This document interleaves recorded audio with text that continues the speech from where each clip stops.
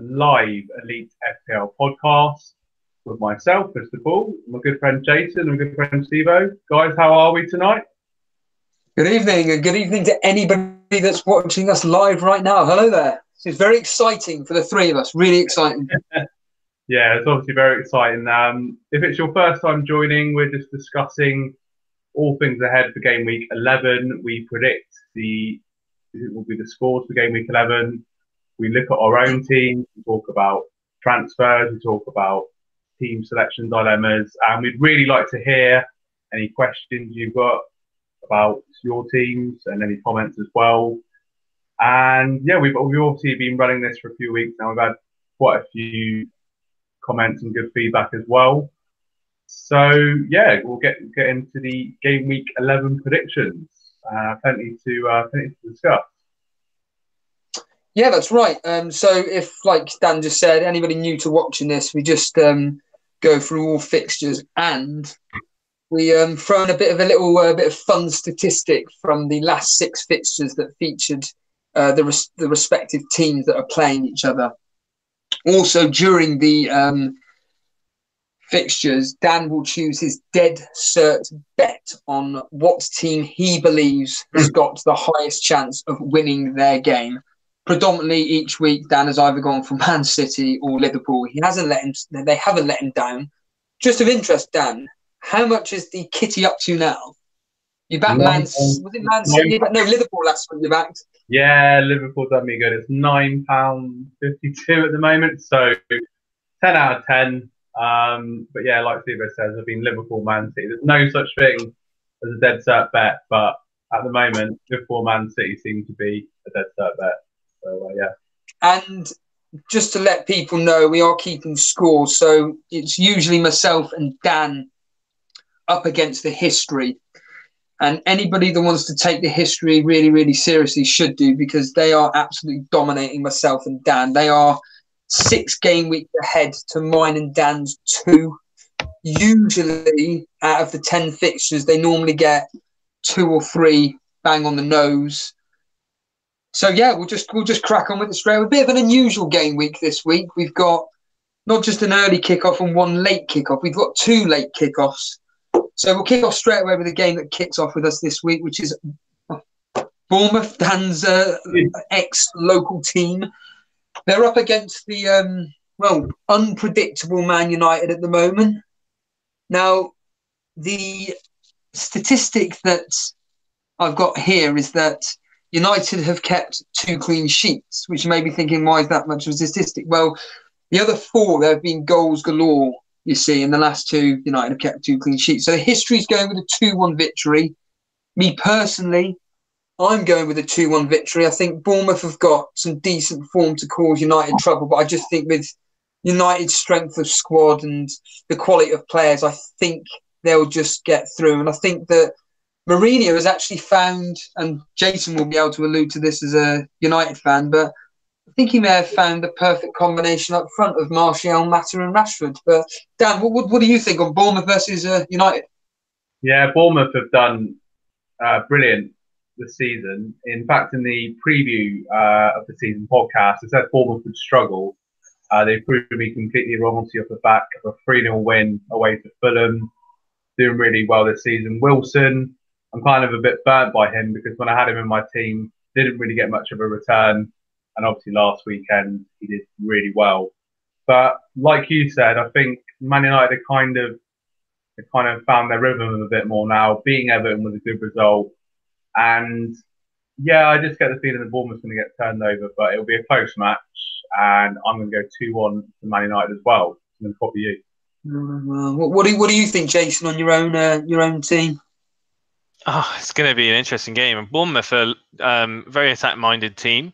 United are starting to show improvement now with Anthony Martial starting to gel well in the team, getting returns in the last 2 game weeks. So yeah, I think there's goals in this game for both teams. I mean, what happened to the days of David De Gea and clean sheets? It seems so long ago now, doesn't it?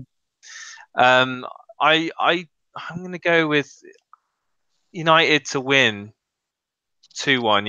Yeah.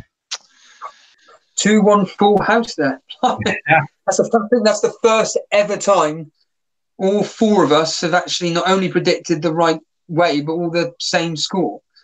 I don't think this is going to be all three of us correcting, all four of us correct scoreline, but you never know. It's Cardiff up against Leicester. Now, we all know what the solemn mood will be around this game, obviously, with the death of Leicester's owner. But, yeah, it's Cardiff versus Leicester. Cardiff have only lost once versus Leicester in the last 6 versus them. However, there's been quite a few draws in there. So the history is going to go with a 1-1. Me personally, I just think, I originally had it as 0-0. I just thought it was going to be a very somber kind of atmosphere there and everything. But I think Leicester will pull it out of the bag here. 1-2. I'm going 2-0 here. And I think anybody owning Maddison and Vardy should, I'd like to think, certainly from my point of view, be in the points. But yeah, Dan, Cardiff versus Leicester. Yes, of course. Obviously, something more important than football and FPL, and obviously a very tragic event last weekend. And I'm sure that'll be on the Leicester City players' minds, but in a way, I'm sure it might make them feel almost they want to more motivated, And yeah, I mean Cardiff, obviously they lost at Liverpool. Previous week won against Fulham. But yeah, I mean I've still got Maddison in my team. He's locked in for this game week. One last chance for Maddison, actually. But I hope Leicester win for their fans and the City, and I think it will be 2-0 to Leicester City. Well, I said we weren't going to have a clean house with the same score again. Not quite, but Dan's going to say. Any thoughts, Jason, on Cardiff versus Leicester? I mean, and actually, I wanted to ask you something, Dan, as well about this game. Right. Give me a suspense. No, I was going to say, you said this is Maddison's last chance. Now, why do you say that? I mean, admittedly he's blanked in the last 3, but he's now 7 million. I don't know what you got him in at, but I'm happy to keep him. I'm personally happy as a midfielder that's just playing behind Vardy, and he's got all set pieces and everything. He's been quite unlucky over the past few game weeks not to get anything, to be fair, but admittedly that still returns 0 points. But why is this his last chance saloon for you? Just other options in the midfield. I'm looking at Watford assets, a certain Chelsea midfielder that's coming to the fore. And it's kind of one of those ones. I brought him in with a wild card. He did well initially, got some points off at Newcastle, home to Huddersfield. So there were some good initial returns. But like you said, the last 3 game weeks has been a bit disappointing. But a good fixture against Cardiff. He's still on set pieces. He's still, from the match reports, playing well. So just that temptation of, Pereira, Willian, and other players in that kind of similar price bracket that are tempting me. But yeah, hopefully Maddison will do something this weekend. Fair enough. And sorry, Jason, you were going to quickly predict this game. So Leicester, I think people have mentioned already about their fixture run. They've got some really nice fixtures coming up. In fact, in the next 5, it's Cardiff, Burnley, Brighton, Watford, Fulham, all of which you wouldn't put it past Vardy doing something, and certainly Maddison being the creator of a lot of chances. It would be a good. I mean, I'm surprised in a way that Dan's looking elsewhere at the moment. I tried to forecast potential returns over the next few game weeks, and he's actually someone that I've not had in the entire season. Having watched Leicester play on numerous occasions this season, I do think that he does drive the team forward. A lot of things go through him, and yeah, I wouldn't be surprised if he gets a few returns in the next coming weeks. Fingers crossed. So I'm going to go with a Leicester win 1-0 though. Yeah, I think it will be great. In fact, I do find it ironic though that you were kind of saying how you haven't had Maddison all season. Hasn't really affected you at all, considering this guy's 620th in the world. So I wouldn't take those comments too seriously. But on to Everton Brighton, a game which has only happened twice in their history. Would you believe? And a player in which I brought in a few weeks back, Anthony Knockaert, he's been involved in anything to do with this game. So he scored a goal against them in a 1-1 draw, and he got sent off in the last fixture in a 2-0 loss. The history's going with a 2-1 victory to Everton. I personally think that Everton are going to have it pretty comfortable here. I'm going 2-0. Dan, Everton, Brighton. Brighton's an interesting one because, you know, the last 3 games, 3 1-0 wins, some great returns for any owners of their defensive assets. And that man, Glenn Murray, 1 shot, 1 goal against Wolves, that really dug into me with my 2 Wolves assets at the back, Patricio and Doherty. But yeah, Everton, you know, been good attacking wise this season. Richarlison still in the forward role. I think it will be 2-1 to Everton at Goodison Park this weekend. With the history there. I mean, Jason, you brought in Richarlison last week. I've had Richarlison virtually all season, barring his red card era. But are you looking at a decent return for Richarlison in this game, or are you worried that he's going to be put up front and not really do much? I think that like a lot of people that will be looking at the fixture swings coming up. He is certainly on my radar to be a candidate to make way for other options going forward. He's I did have him in the beginning of the season, and you know, with Chelsea and Liverpool in his next 5 games, it may be that that he struggles to return points. So I would say that against hang on, Brighton. against Brighton, yeah, against Brighton, I think that I think he's got a good chance. And yeah, that's all I'm going to say. Yeah. Well, we'll move on to one of the worst teams in the Premier League, in my opinion, this year, and that's Newcastle. They're at home against Watford. Now, out of the last 6 fixtures between these 2 teams, Watford have won 5 of them. There have been 4 2-1 victories, 3 of them in favour of Watford. That victory, the other 2-1 victory, was to Newcastle. I personally think Watford are going to continue their slight bit of form at the moment. I'm going to go with a 2-1 victory. The history is going with the 2-1 victory. Yeah, I think 2-0, although I'm not really, all this talk about Isaac's success there, it doesn't interest me at all. I think it just seems to be a 4.5 enabler, fine, but all this talk about people actually thinking of selling people like Mitrovic for him, I just think is madness, but I could be proven wrong. However, anybody with Pereira in their team, I think moving forward, you know, I think it's a really good option. So, yeah, Dan, Newcastle versus Watford. Yeah, that man Pereira, he's very tempting. He's doing really well at the moment. Newcastle are just they're just a bit of a joke at the moment. No offense to any Newcastle fans, but I'm sure you probably concur. Haven't won a game in the Premier League all season, I think I'm correct in saying. And yeah, I just see Watford. They obviously beat Huddersfield 3-0. That momentum's going to roll on. I don't know what's going on with Polybas. Any Watford fans watching, whether they can clear that one up. But I'm going to go for a 2-0 victory to Watford and more misery for the team, I'm afraid. Sorry, Dan, I completely lost.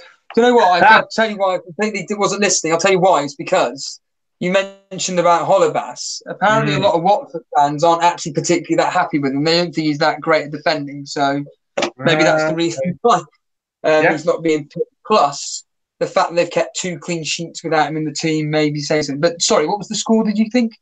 I'm going to say 2-0 to Watford. Copying me again, everybody, of course. Yes, that's the way it goes. 2-1. You said 2-1. I said 2-0. No, the history said 2-1. I said 2-0. But anyway, that aside, do you have any thoughts on this game, Jason? Any potential possibilities of bringing some players into your team, or are you just dismissing this game and not really looking at these 2 teams at all? No, not at the moment. I think this might be a 0-0 actually. Well, again, I wouldn't. Yeah, so 0-0. Completely agree with you. Not going to invest in So- Newcastle assets? Or was that just one of the most ridiculous things I've ever said on this podcast? What's Because they've that? got a nice few fixtures coming up.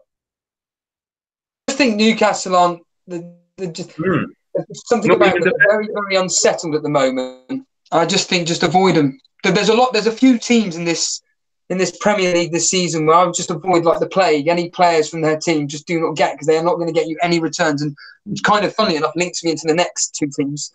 Ironically, one of the teams is my own team, which is Burnley. They're away at West Ham, and this Burnley being a team which I would just avoid any players from us whatsoever, barring Goodmunson if he's ever fit. Mm-hmm. But yeah, we're away at West Ham. In the last 6 fixtures, so West Ham won 4, but the last 2 fixtures we're unbeaten against them. Of course, last season, if anybody remembers, at the Olympic Stadium was when we beat them. I think it was 3-0, 3-1, and the pitch invasion, which caused them a few ugly scenes. But I just think West Ham are going to we're going to lose again. I'm going actually a comprehensive victory to West Ham. I'm going 3-1 personally. But Dan, what do you think on West Ham Burnley? Yeah, it's tricky for Burnley at the moment, isn't it? Arnautovic, I've got him from West Ham. Obviously, he didn't play last week. Hoping he plays this week. Good fixture for him. You got some minutes last night. Yeah, exactly. So I'd say 2-0 to West Ham. Sorry, mate, can't see it. Turn around for the Clarets. Don't apologise. That's the last 4-0, 4-0, 5-0. I'll take 2-0 any day of the bloody week. I think, Jason, I won't ask you on the next opinion because the next game's, it's the biggest game of the weekend, and it involves Dan's team. It's Arsenal up against Liverpool. Now, Dan's going to be very interested by this statistic. So, in the last 6, Liverpool are unbeaten. There have been 3 draws, 2 of which have been 3-3. And there's been a total of 27 goals between these two teams in the last 6. Going on that, so the history's going with a 4-3 victory to Liverpool. I'm kind of sticking to that theme, but I don't think Arsenal are going to get 3. I honestly think that you're going to get a battering here. I said last week it could be 5-0. I've kind of still got the same amount of goals, but I've given you 1. I'm honestly going with Liverpool to beat you 4-1. And I'm very, very seriously tempted. I need to do a bit more research, but I'm really tempted by Salah captain. Now, there may be a bit of a giveaway on some of the transfers I've done, which we'll go into in a minute. I'm very tempted by Salah captain. But Dan, it's your team. You won, what was it, 2-1 last night against Blackpool? Yeah, we had some troubles in the second half. Guendouzi got sent off. Petr Cech, at one point, he nearly cost us a goal trying to dribble past the player. I hope, as much as I'm a Czech fan, I hope he doesn't play after what I saw last night. But the problem is, every game we played this season, whether it's the League Cup, the Europa League, or Premier League, apart from one game in Europa League, one game all season, apart from that, we've had defensive problems in every game. Even when we've kept clean sheets, Petr Cech or Leno have been making lots of saves. And yeah, I'm pretty fearful for this game, to be honest with you. I'm trying to be optimistic, but I'm gonna say 3-2 to Liverpool. I think we can score, but yeah, I'm a bit worried it could be 4-2 or it could be a bit of a battering because our defence or the link between midfield defence is just. And the problem is as well is that Monreal and Hector Bellerin, there's some injury doubts about them as well. So it could be Granit Xhaka at left back, Mane, Salah. When you look at battles between players, Xhaka's done okay as a left back, but when you're up against these guys, it's going to be trouble. And I'm going to keep both of them in my team. Hope they don't do too much, but 3-2. So yeah, it's not looking good for Arsenal from mine, Dan, and history point of view. What do you think, Jason, on this evening kickoff?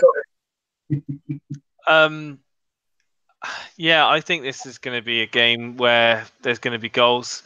Arsenal have shown glimpses of absolute beautiful, tiki-taka football this season. they're going to be afforded space at home to Liverpool. That's for sure.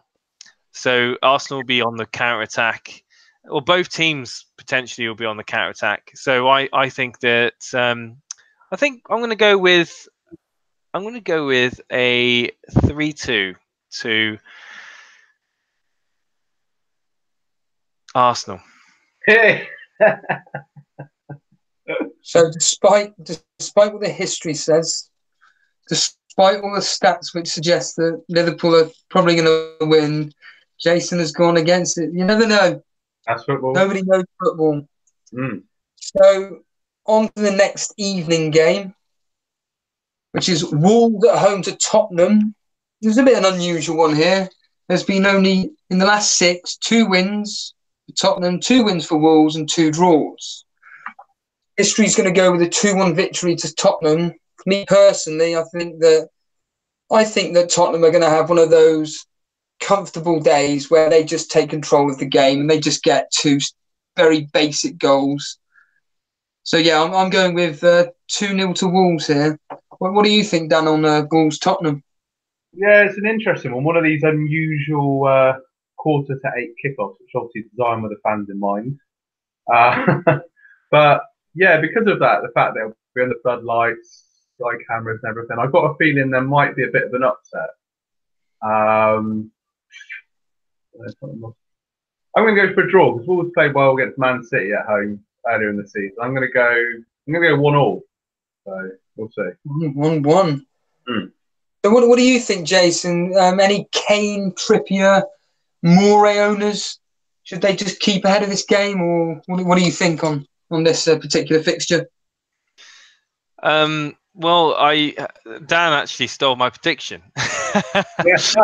No, I've always liked the look of Wolves this season. It frustrates me because if Jimenez just could improve his finishing just by 10-15%,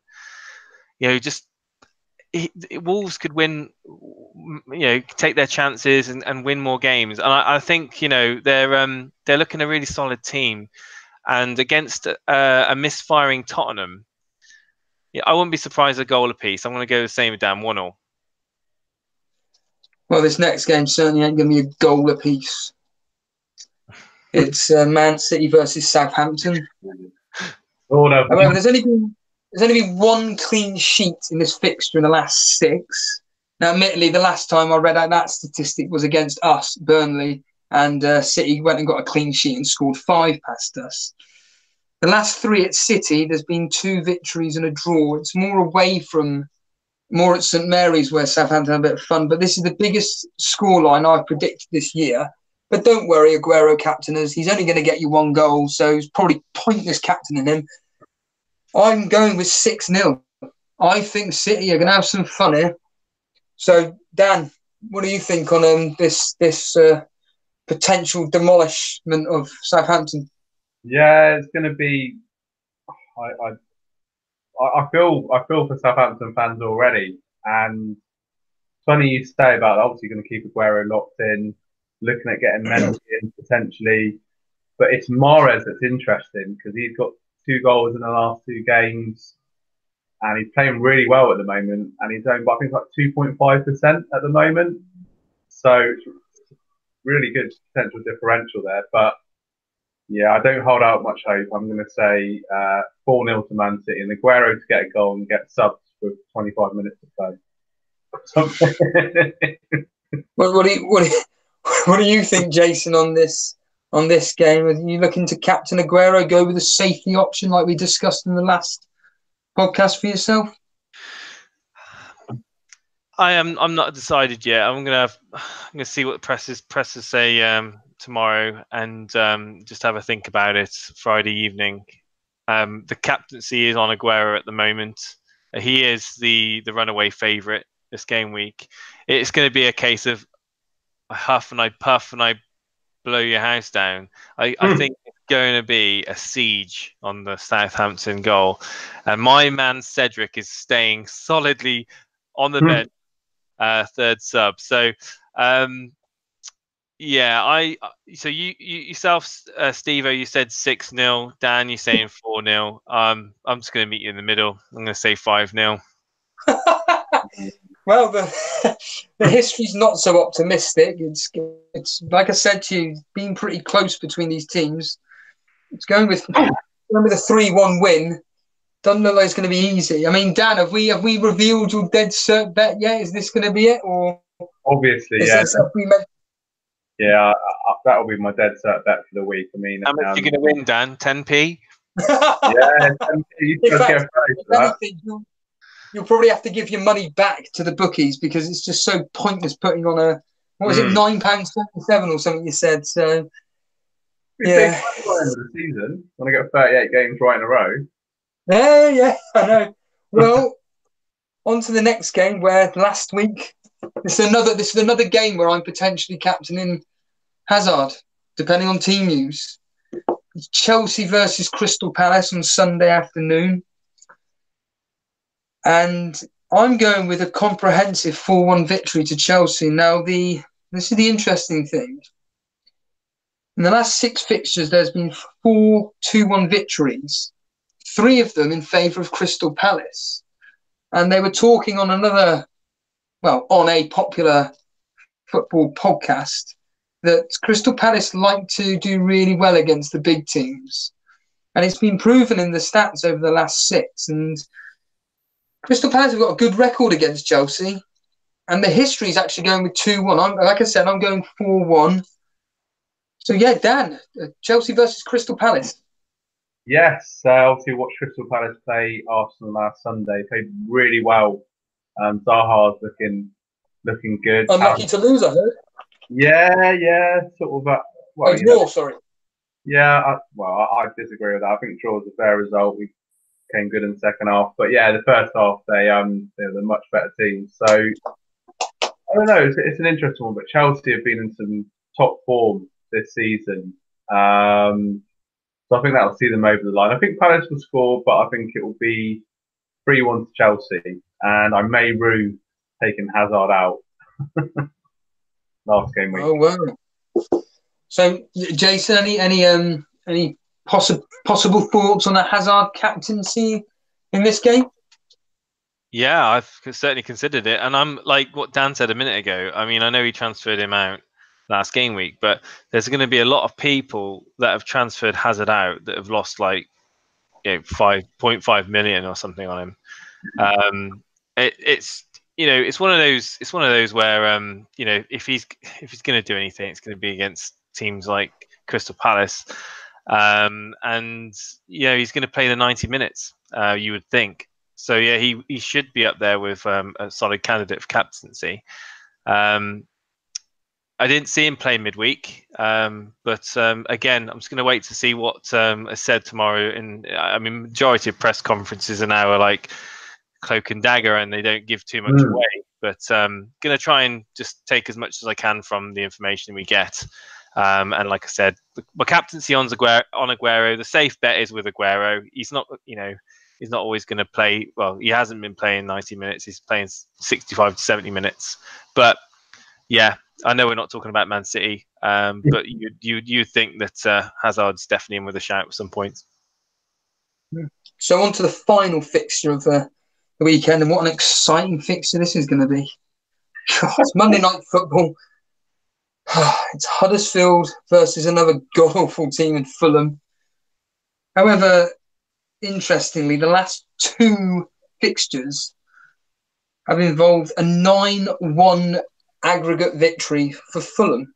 Now, the last time we predicted goals galore in this fixture, it didn't go that way at all. In the Huddersfield, this is. So the history's going with a 3-1 victory to Fulham. Me personally, I mean, Huddersfield make us look good. So I personally think that Fulham are going to get back to winning ways. Any Mitrovic owners out there should be pretty confident that he'll be able to score against Huddersfield. I'm going 2-0. Dan, any your thoughts on this game and your scoreline? Yes, a 6-pointer, really. So early on in the season, I think. But yeah, I mean, like I said, I watched Huddersfield Liverpool. They played really well, and then the following week they got battered 3-0 by Watford. Fulham's defence at the moment is just a disgrace. But then Huddersfield's scoring record at home is rubbish.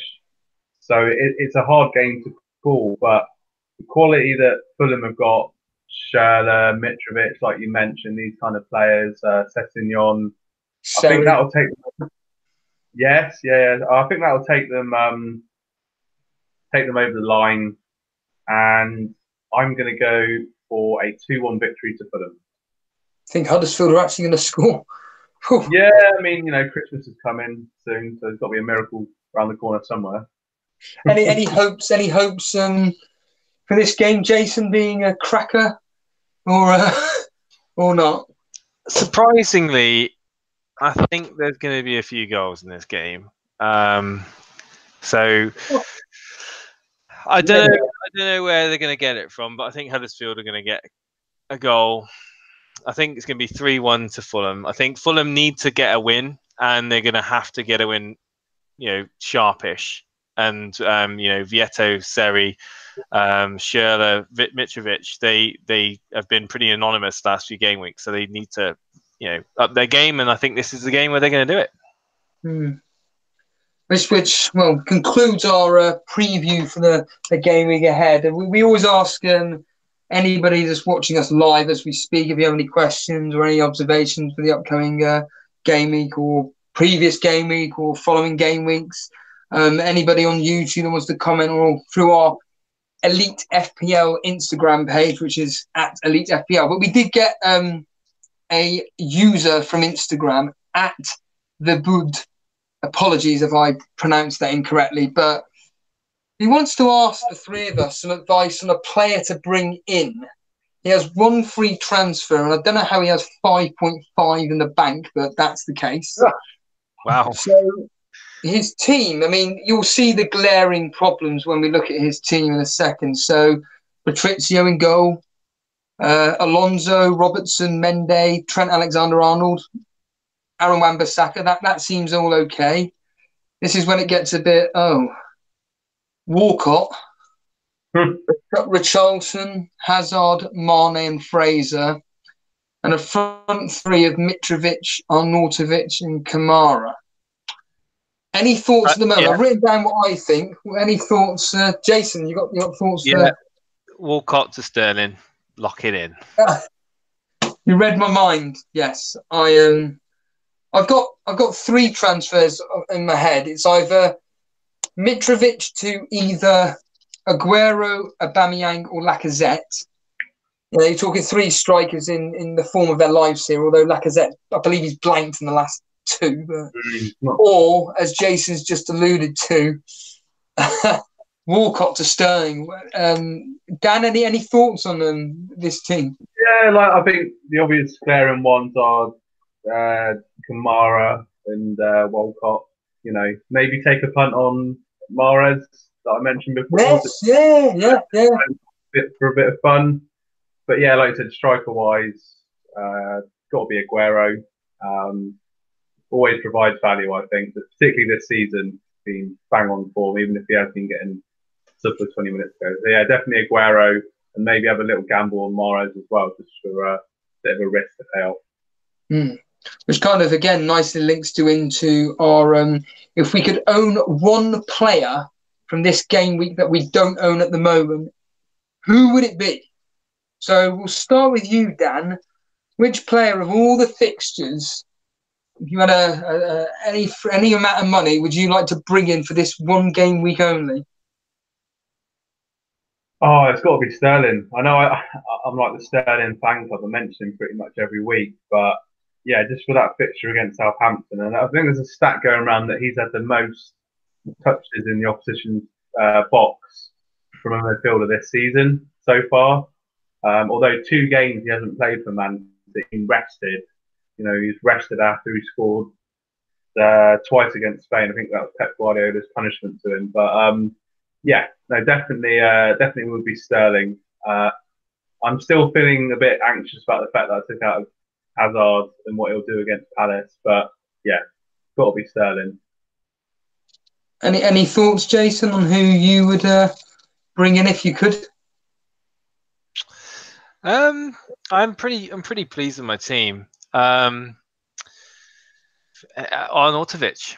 I think that he's a good candidate this weekend. I think he, if fully fit, well, he's never fully fit, is he? Well, he hasn't been this season. I just think that I think he might get two, 3 goals. I could easily see it happening. I'd easily trade him for Mr. Mitrovic. Wow, interesting. Well, on to myself. I'm going to go with one of the most informed players at the moment. I'm going to go with, Dan kind of alluded to him, and I'm going to say the name. I'm going to say Ross Barkley. I just think that he's in form at the moment. He's scored 4 goals in the last 2. Yeah, Ross Barkley, myself. And again, using the same old saying, which kind of links into our plans ahead for this game week. I mean, before we do that, Steve, can we just we've got Aman Dillon in chat. Hello, Aman. He's asked, hi guys, got a question for 2-3 transfers. Which one would you pick? Aguero and Laporte, or Mendy and Vardy? That were you, Steve. Oh, that's a tough one, you know. You know what? I Sorry, Dan, you were saying? No, I was just saying. I mean, Leicester's fixtures coming up are still pretty good into December, so tempting. Yeah, God, it's a case of getting 2 players from 2 different teams, which is normally what I like going with, or going with 2 players from the same team that you know that have almost probably an 80% likelihood of returning you guaranteed points. Have you got? Can I ask a man? Have you got a Man City midfielder at all? Because that might help the decision. I mean, off the top of my head, I would go with Mendy and Vardy. Off the top of my head, just because it's 2 different players. But for safety, Laporte and Aguero. I mean, it's all a question of who he's getting rid of. But I think that Laporte and Aguero should guarantee a minimum of 12 points. Because I would assume that Aguero scores and Laporte gets a clean sheet. That's taken aside bonus points and everything. Yeah, Laporte doesn't really get the bonus points, does he? Although he's this season. But Mendy, he didn't play very well against Spurs, but he's kind of seems to be locked into Man City. But I'm always worried about that bloody rotation. So. Mendy, he says in chat he's got no City midfielders, and he's also mentioned that he's pretty sold on the 90 minutes for Vardy, 70 minutes for Aguero. That is very true, but Vardy, you don't know how he's going to respond. Obviously, it's been a tragic week for Leicester. You'd hope that they'll play with a bit of wind in their sails. Play for the owner. Hasn't got much form either, Vardy. He's been he's just performing that well this season, I don't think. No, he's not. He's not been playing as good as he can do, and he has got the fixtures. So looking forward, like we've mentioned earlier on, Aman. You look at the fixtures, next 5 fixtures. You've got a free scoring Man City where you don't know where the goals are going to come from in that team. They can literally come from anywhere. So yeah. I would go the safe option. I'm a bit of a dullard, and I'm going to say Aguero and Laporte, purely because Laporte seems to be pretty solid, pretty nailed. And like Dan mentioned, Mendy didn't play very well at all last weekend, and he was losing the ball a lot. And I think Pep's probably noticed that, and Pep's got a thing about like making a point with players. So it would not surprise me as a Mendy owner. It would not surprise me a slightest, like if he gets benched. Yeah, that's making me a bit worried now. I'm thinking either Alonso or Mendy to strengthen the defence. But like you said, he does have a point of like a point making a point, basically, because he's got the depth of squad to do so. So, I mean, it's like change for transfer fans now. Yeah. So, I mean, Jason, have you got any thoughts ahead of this game week? I mean, I can't remember if you said you'd already made a transfer or not, but have you got anything in mind? Yeah, I've done my transfer. So I did it on Sunday. Wow. Patricio has been a good servant to me. He's got me. Yes, It's got me a lot. It's got me a lot of points over the last 2 game weeks. But his fixtures are swinging around. I don't think Wolves' defence are the best options going forward. So now I think we've got Tottenham. So Wolves have got Tottenham, Arsenal, and Chelsea in the next 5. So I've switched it around. I've brought in Fabianski for Patricio. A slightly better fixture list of Burnley, Huddersfield, Newcastle, Cardiff, and the only one that's a slight worry is the Man City game. Well, plenty of save points, I'd imagine, in that game. Yeah, Dan, any thoughts? I'm saving me to the end because I've got a lot to reveal, as they say. Dan, have you got? Hello, everybody in chat. By the way, sorry, Dan. I just said everyone. Hello, Andy. Hello, Mark. Hello, everyone. Good evening. Hello. Obviously, I've had Patricio and Doherty. They've served me really well from the wild card. I've had some brilliant points. Doherty got me 15 points away to Palace. That was a particular highlight. But thinking I might have to ditch one of those two potentially, or Trippier. I want to get a premium defender into me. I'm stuck between Mendy or Alonso, and I'm still tempted by Willian Pereira as well.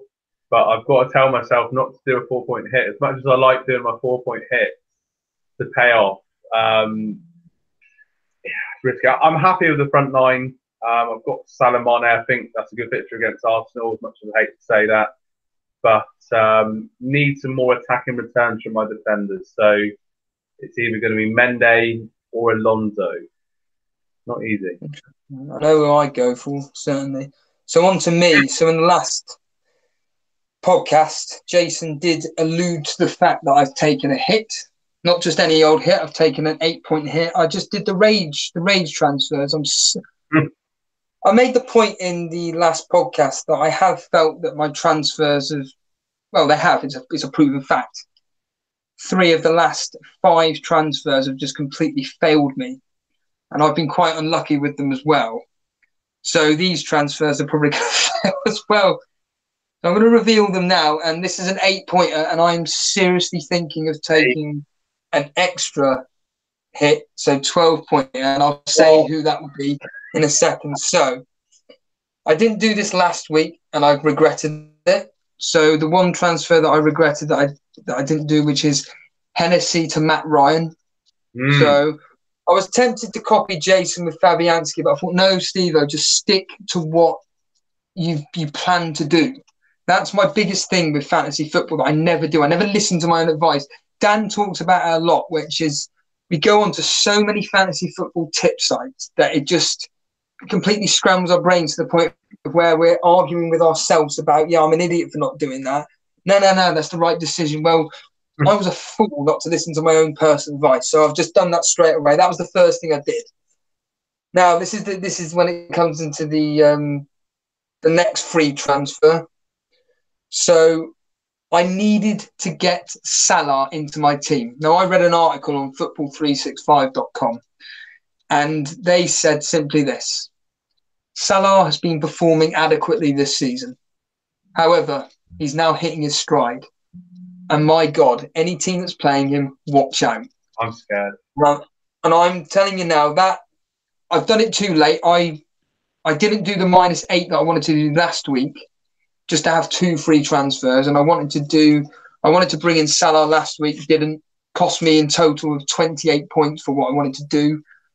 So I've done it this week. And as we all know, I'm doing it again. I'm kind of playing with myself here, which is a case of, you've lost out now, so the players that you've got rid of are probably going to return. But the point being is that I brought in Salah, but to fund it, I had to get rid of which one, Kane or Aguero. It had to be Kane. Kane has been absolutely a waste of space for me. The way I like to play this game is with form players. And Kane, over the last 3, has just done absolutely nothing for me. He's gone. Plus, his positioning within the Tottenham team is not give me any confidence whatsoever, so I've got rid of him. Who did I bring in instead? Arnautovic. Now, Reason being, Jason's already alluded to, it's fixtures and everything goes for Arnautovic. He was ill last week, so, hopefully I'd like to think he plays tomorrow. I think he will. He played last night 30 minutes and he's up against Burnley. And I actually think that Arnautovic is going to possibly punish us. And the final player that I brought in, this is the risky one. And I'm sure Jason will be thinking, oh, that is a bit of a surprise.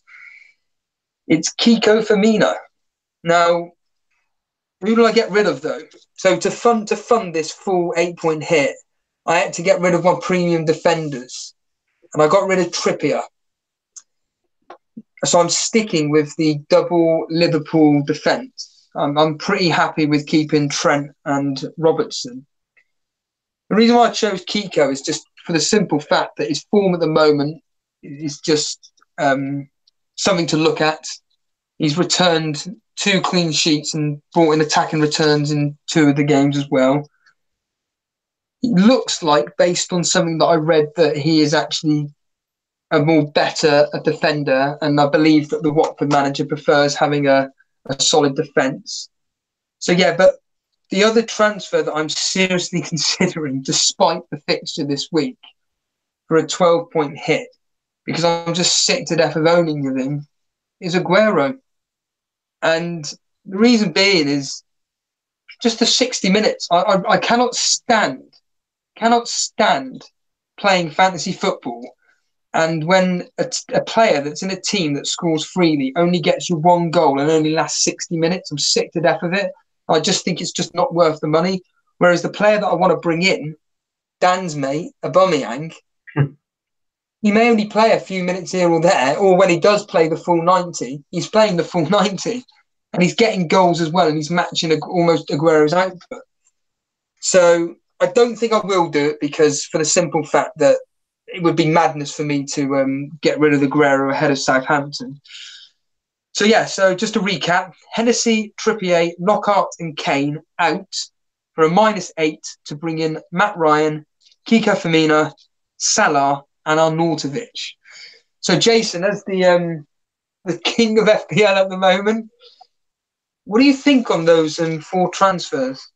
I'm not the king of FPL. No, I can see why you've done them. I think interesting pick on Firmino. Obviously, with Liverpool, Man City in the next 5, he has got some decent fixtures in between. But 3 of the 5 fixtures, I would expect him not to have a clean sheet.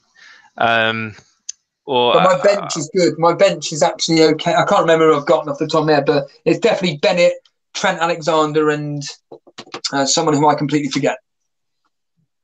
Right, yeah. So you can. So for the Man City game, you can bring Bennett on against Huddersfield instead of having Firmino playing at Man City. So yeah, I can see why you've done that. I mean, they're good transfers at the end of the day. So you're gonna have a couple of differentials over me. So depending on how my team perform, that's what at the end of the day. It's what the game's about. Looking ahead of you and trying to differentiate between the players that are above you, see where they can improve and try to improve your team before they do, those inevitable transfers. So taking hits some people are against taking hits. Other people just take hits for fun, like Lee Phillips in our mini league. He's been taking loads of hits and he's not doing too bad as a result. But yeah, Kane, I'm surprised you held on to Kane as long as you did. I don't know what's the matter with Harry Kane this season. He just does not look himself whatsoever. And I don't think you can blame it all on Lucas Moura. He's been just dropping so far. That, the injury to the Ali injury and Eriksen, I think, is a bit of an issue. But he's dropping in deep midfield areas to get the ball. Yeah. Like I said, I'm just dropping like a stone. And as I alluded to in the last one, I've dropped 100,000 places over the last 3 weeks.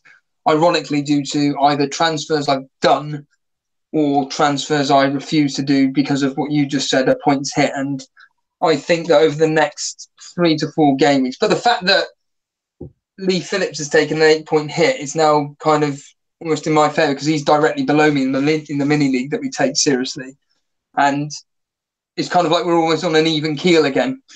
The Salah thing, honestly, it's scared. Salah scares me now. He's got me. So yeah, I'm a bit.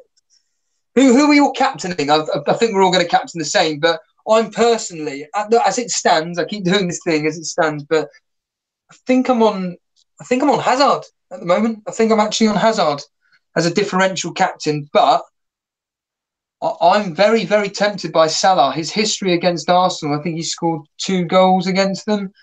He's pretty decent, and the form he's in at the moment, and Dan alluding to the fact that Arsenal's defence at the moment is a bit of a makeshift. Could have a bit of fun on Sunday. Yeah. I mean, he thrives when he's afforded space.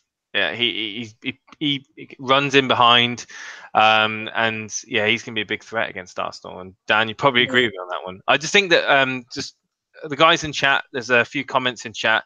Aguero brings in points every week, even with limited game time. I completely agree. I completely agree with that, Andy. I am a proud Aguero owner, and I have not considered, not one bit, transferring him out. If I was to do it, it would probably. The thing is with Man City, you want to own Man City assets, and the Pep wheel of fortune keeps spinning around. You get lured into a false sense of like security, bringing in say Mahrez this week because he's done so well the last couple of game weeks, and then all of a sudden he's benched, and just De Bruyne play. If he does play, is David Silva playing? As a David Silva owner, I'm always on tenterhooks when waiting for them team news to come out.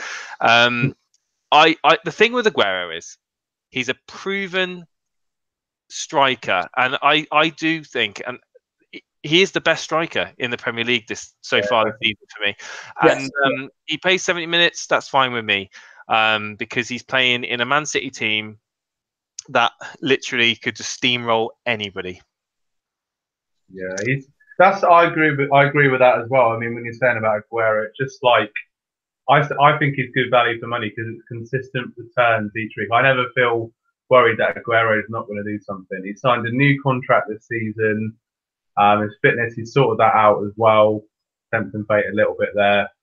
But yeah, always got to get a premium striker in. Had Kane and Aguero before, but to me, Kane hasn't looked right since even like the semi-final of the World Cup, and it's pretty worrying for any Kane owners still out there. But yeah, Aguero always banged on, and like you said, it's always the worry about Pep's rotation wheel, like you said, wheel of fortune. You think Mahrez is doing really well, and then he'll get rested, and he'll be like, he's just scored twice in the last 2 games. You're like, oh, he's rested this game. But obviously, it's a long season. You've got the Champions League and the FA Cup as well. So it's sticking with guaranteed starters, isn't it? When it comes to fantasy football, not risk. I'm not a risk reward player, I'm afraid.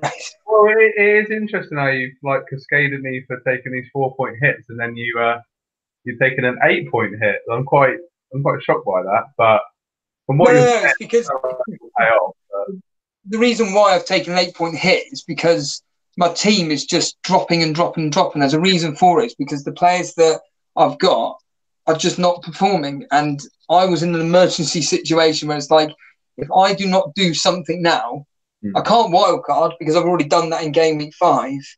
For someone like yourself, who's doing all various other players in our mini league that take constant hits, it's, in my opinion, you're taking out players that aren't actually doing that bad, so to speak. Whereas in my case, it's players which are just not performing whatsoever, and I've got to do something. And for me personally, barring Trippier to Firmino, which I had to do, the other 3 are just upgrades. I mean, Salah, an upgrade on knockout. I mean, you can't excuse the pun. You can't knock that. Kane downgrade to Arnautovic. That's an argument. I mean, it kind of goes against what I think about form, but it's one of those where I think fixtures are going to prove decent for Arnautovic. And yeah, I'm not happy with an 8-pointer, but it had to be done. Yeah, I mean, Kane. The thing with Kane as well is to add in is that Eriksen and Ali have not been fit over the recent few games, and they came back on against Man City. So maybe when they're fit and ready to go, that might help Kane a little bit in the future fixtures. So that's one to keep an eye on. But like you said, I had Kane before, and after watching them against West Ham, I just thought, gone. So, Yeah. Well, we actually I think if 637 points. Oh, cool. That's a nice amount of points there. You've got there, Andy, in chat. So Aguero was a season keeper for me until I got Kane for that stupid 1-week punt versus Cardiff. Says yeah, I think a lot of people fell into that trap. That was a devastating game week. That was. I got burned. One player in our mini league triple captained him. I can't remember who it was. Was it Bell? Bellamy. Yeah, triple captain Kane again, and it seemed right against Cardiff. But I said the history suggested it would just be a slight victory for Tottenham. But yeah, I think that game is symbolic of Tottenham's season so far. So still haven't got that new stadium yet, have they? Yeah, well, it's interesting because I going again with comments in YouTube. I mean, guys, I hope you're enjoying the live stream. It's our first live stream podcast, and Spurs formation. Andy Salter says that Spurs formation does not suit Moura, and we've mentioned it a few times. And I think that I think Spurs has been so used to having Harry Kane on his own up front, they don't know how to play any other way. They just don't know. They just don't know how to adapt to it. And I mean, other than that game against United, where Moura, kind of decided to go mad, crazy, and make a fool out of was it Lindelof? I think it was Lindelof. Smalling. Was it Smalling? Yeah, he ripped Smalling for one of the goals, didn't he? He did, yeah. Right, Yeah. Everyone kind of jumped straight on to Moura, and then yeah. Not really been the same since. So, but yeah, I'm getting more.